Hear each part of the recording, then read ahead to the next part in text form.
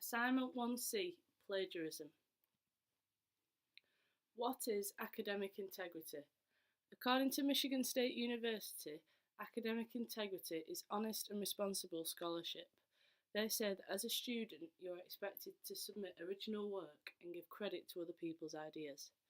Maintaining your academic integrity involves creating and expressing your own ideas in coursework, acknowledging all sources of information, completing assignments independently or acknowledging collaboration, accurately reporting results when conducting your own research or with respect to labs, honesty during examinations. What is plagiarism? Plagiarism is presenting somebody else's ideas or work as your own, with or without their consent, by incorporating it into your work without full acknowledgement. All published and unpublished material, whether in manuscript, printed or electronic form, is covered under this definition. Plagiarism may be intentional or reckless or unintentional. Under the regulations for examinations, intentional or reckless plagiarism is a disciplinary offence. University of Oxford. Types of plagiarism. Some of the most common types of plagiarism are listed below: collusion, paraphrasing without clear citation, inaccurate citation, not acknowledging any assistance that has been given in order for you to have completed the piece of work,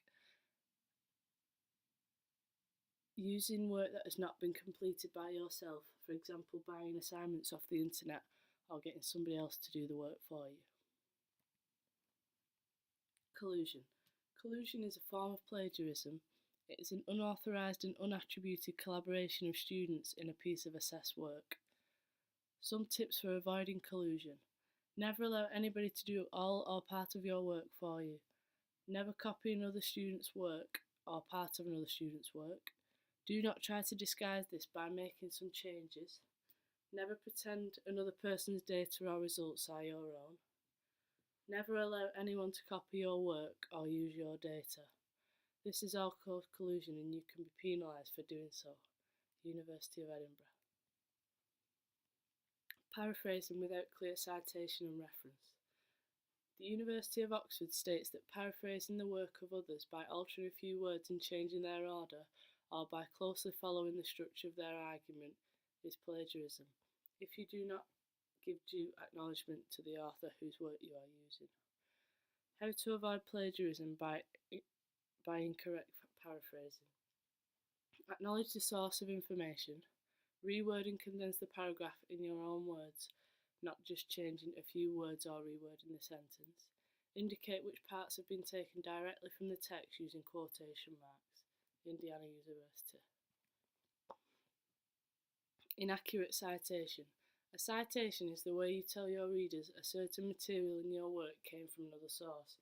It also gives your readers the information necessary to find that source again, including information about the author, the title of the work, the name and location of the company that published the copy of the source, the date your copy was published, the page numbers of the material you are borrowing. Plagiarism.org.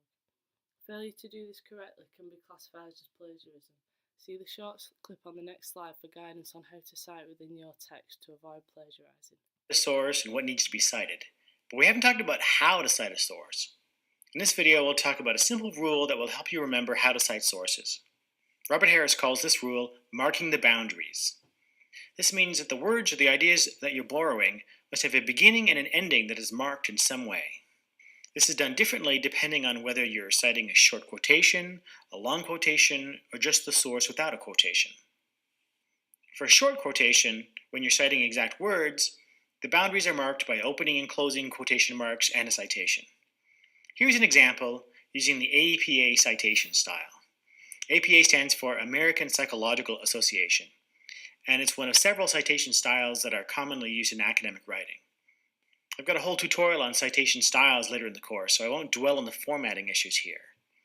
Here I just want to highlight the general idea of marking the beginning and ending of a citation. In this example, we've got more than just quotation marks serving to mark the boundaries of the quotation. This introductory bit that I've highlighted is commonly called a lead-in. A lead-in is a bit of text that signals to the reader that you're about to quote a source. In this case, the lead-in actually includes the source citation, which happens to be common in the APA citation style, but in other styles, the source citation might come after the quotation. Our closing marker in this example is a page number reference to help identify where the quotation is located in the original source. Again, the particular formatting used here is characteristic of a particular citation style, the APA style, and there are other citation styles with different formatting conventions.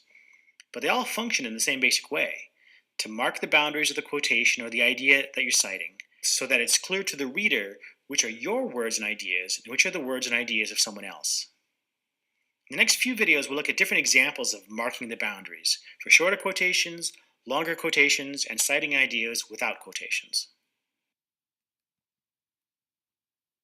Not acknowledging any assistance that has been given in order for you to have completed your piece of work. It is also plagiarism to not give credit to those who have aided you in finding out any of the information included within your piece of work. This includes all academic sources from books, websites, journals, etc., and also advice from professionals or information gathered from findings from an experiment with students you have completed within a group, for example. You must state that this was the case within your piece of writing. Failure to do so could result in you being penalised for plagiarising and passing off the work as your own when other people have had an input in it. Avoiding this can be done by referencing at the end of your piece of work and citing within the text where you have used the sources. Using work that has not been completed by yourself. For example, buying assignments off the internet or getting someone else to do it for you. One of the most obvious forms of plagiarism is using a complete piece of work off a friend, peer, or that you have found online and using it for your piece of work. By doing this, you are claiming this work to be an original piece produced by yourself. This is not the case, and as a result of falsely claiming this piece of work, it is highly likely that you will be punished for plagiarising.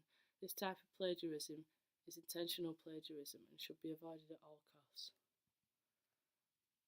Additional strategies to avoid plagiarism. Other ways in which plagiarism can be avoided are listed below.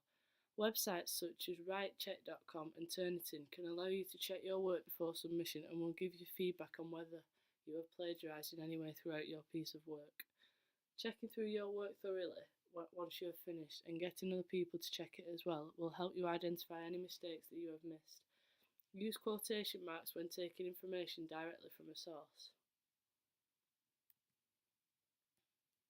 Bibliography and the sources that have been used within this presentation.